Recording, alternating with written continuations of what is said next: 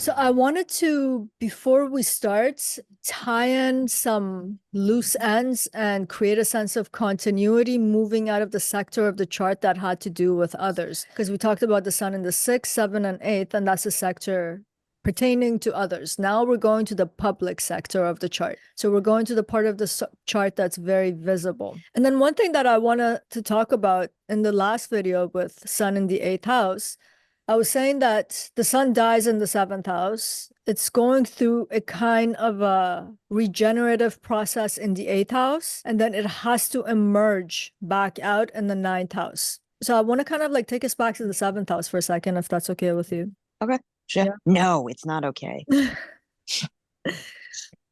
Boy and a girl, or girl and a girl, or boy and a boy meet and they get married in the 7th house, right?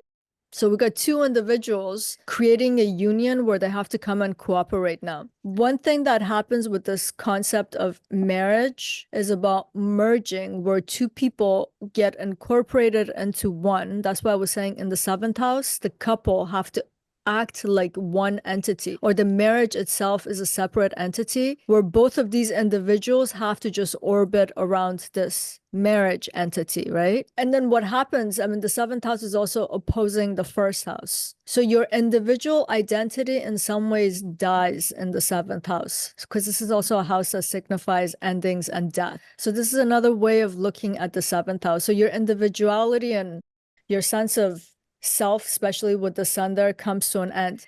And then you find yourself post-mortem in the 8th house.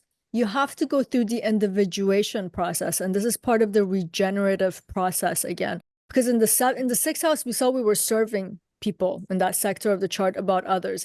In the 7th house, two people are merging, becoming one to serve this marriage through their cooperation. So there's really nothing left of them as an individual. Now in the 8th house, it's kind of taking that merged entity of the 7th house and it's putting him through a process of individuation. And this is why this house also has to do with taking from others, and it has to do with the generative and the life force.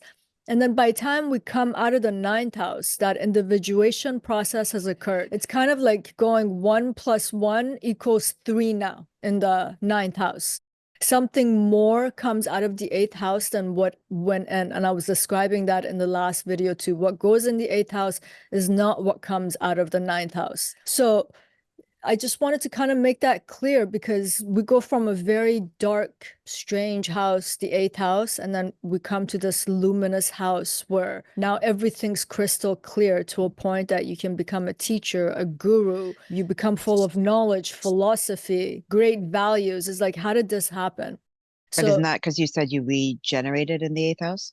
Yeah, but I'm saying that regenerative process, it's like one person exited the 6th house and went into the 7th house. See if you can follow what I'm saying. Otherwise, people watching can't follow me either. One person left the 6th house, went into the 7th house, met another person. So there were two of them. And then they had to merge as if there's only one person. When they entered the 8th house, then they have to go through a differentiation process. So that two that is one now is going to have to make a third variation or a copy of itself. That's why I was using the example of a black box, like what goes in a black box. Then it has to get translated. So by the time you come out of the 8th house, there's a sense of, that's what I'm saying, 1 + 1 = 3. It's more than the sum that went into that house that's coming out. It's also a house of reproduction, right? Two people have sex, an egg and a sperm, a third variation, which is the child, is created. Yeah. It's the 8th house is creating more than what went in it, and it's going through that transformative process in that sense. So by the time we come out of the 9th house, something more than what went in, a person who's wiser, a person who's more self-aware, a person who now has their own original configuration, the way they came into the world, but they also embody their partners as something, as knowledge of their own, for example. So you're embodying something more, like a guru, someone that's heavy because they contain more, is coming out of the 9th house. Does that make sense? Yeah. Yeah. Okay. Yeah, because you're basically saying they merged and then, Yes. yeah. Yeah. now they're one, and then you're coming out with almost a third, like your spawn. Yeah, yeah, that's a good one. Yeah. Yeah, yeah, something more comes out of it. So I should give the And significance. that could also relate to partnerships in general, right? And through the seventh, Yes. Yes, because you like know a what? business is created or whatever, a product or Yeah, something greater comes out. I mean, think about it. The ninth house is a house of parents. We'll go through the significations in a second. So the two people went in. There were just a couple in the seventh house. Now, when they come out of the ninth house, they're actually parents. yeah. Okay. So should I give the significations of the sun first and then ninth house, and then we go from there?